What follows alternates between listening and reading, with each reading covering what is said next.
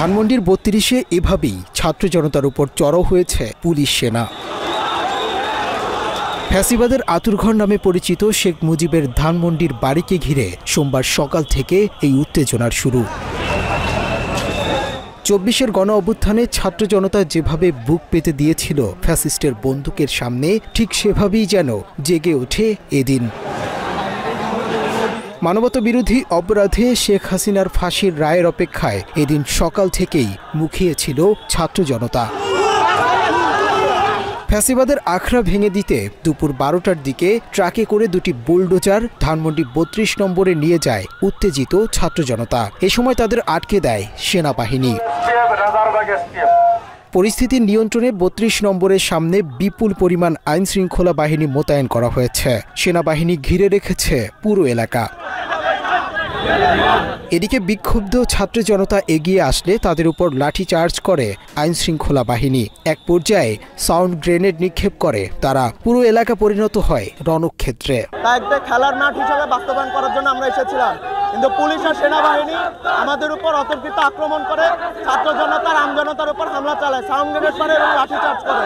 আমরা যারা জুলাইয়ের রাজপথে ছিলাম, আমাদেরকে চিরুনি অভিযান দিয়ে মানে মাথা থেকে উনকুন যেমনটা মানে চিরুনি দিয়ে আস্তে আস্তে ফেলে মেরে ফেলা হয়, আমাদেরকে প্রত্যেকে কিন্তু এরকম অভিযান দিয়ে কিন্তু আমাদেরকে মেরে ফেলা হবে। সুতরাং আমাদেরকে বিভাজন করার সুযোগ নাই, এখানে মানে ওই যে আলাদা করে থাকার সুযোগ নাই। শেখ হাসিনাকে আজকেই কবর রচনা দিতে হবে। আমরা যদি কবর রচনা দিতে না পারি, তাহলে আমাদের কপালে শনির দশা আছে।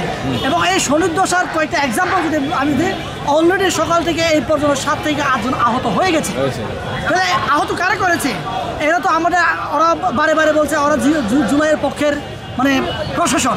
তাহলে এই জুলাই পক্ষে প্রশাসনরা কেন বারে বারে এই যে জুলাই বিপ্লবীদের উপরে ওরা টিয়ার শেল কিংবা ওরা ফায়ার করছে, এটা আমাদের কাছে প্রশ্নবিদ্ধ হয়েছে। হঠাৎ করে সাউন্ড গ্রেনেড মেরে সবাইকে বিক্ষিপ্তভাবে ছুড়ে ফেলা হলো। আমরা ওইখানে গেলাম, ওইখানে লাঠিচার্জ করা হলো, সাউন্ড গ্রেনেড মারা হলো, ককটেল মারা হলো। কোন সরকার দিতে, কোন ভারত দিতে এত বড় সাহস? ওরা বাংলাদেশে দেখো, বাংলাদেশের জনগণের বিপক্ষে যায়।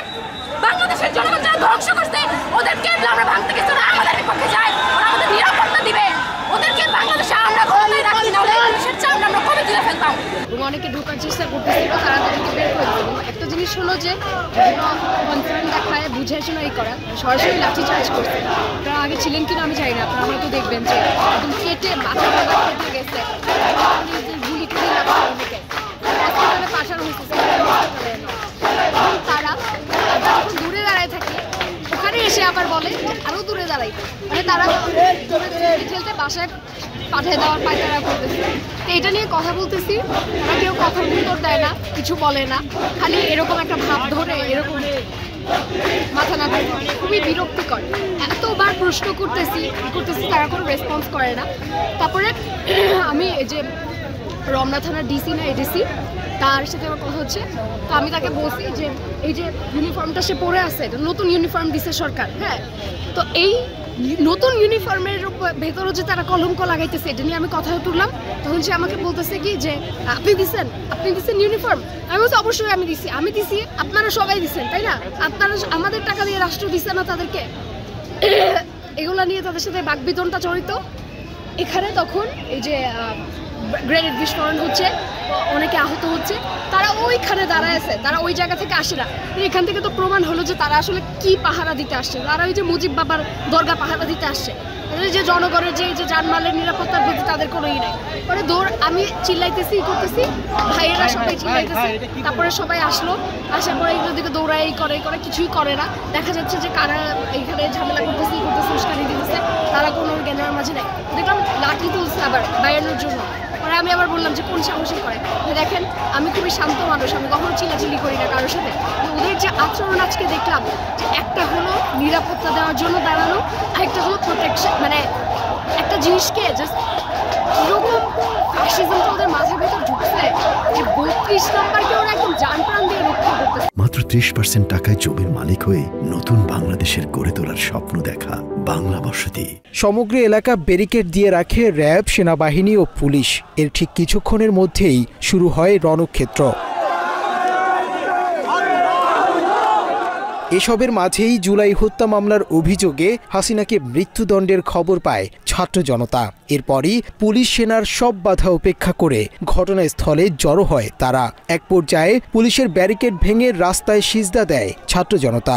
শুরু হয় বাঁধ ভাঙা উল্লাস।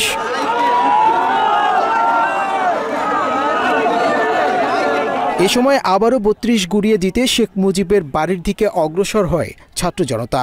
আর তারপর আবারও দেয়া হয় বাধা, করা হয় লাঠিচার্জ। এ সময় সাংবাদিক সহ বেশ কয়েকজনের আহত হওয়ার ঘটনা ঘটেছে। একটি দুটি বুলডোজার নিয়ে আমাদের ছাত্র জনতা ভাইয়েরা আসছিল, সেখান থেকে আমরা দেখলাম দুপুরের পর থেকে পুলিশ এবং সেনাবাহিনী বিজিবি মিলে আমাদের ছাত্র জনতার উপরে খুব মারাত্মকভাবে আহত করে এবং আমাদের ২-১ ভাই অলরেডি হাসপাতালে তারা চিকিৎসাধীন অবস্থায় গেছে। আমরা এর তীব্র নিন্দা এবং প্রতিবাদ জানাই। ছাত্ররা একটি খেলার মাঠ চাই, শুধু ৩২ নম্বর বাড়িটাকে খেলার মাঠ হিসেবে চেয়েছে।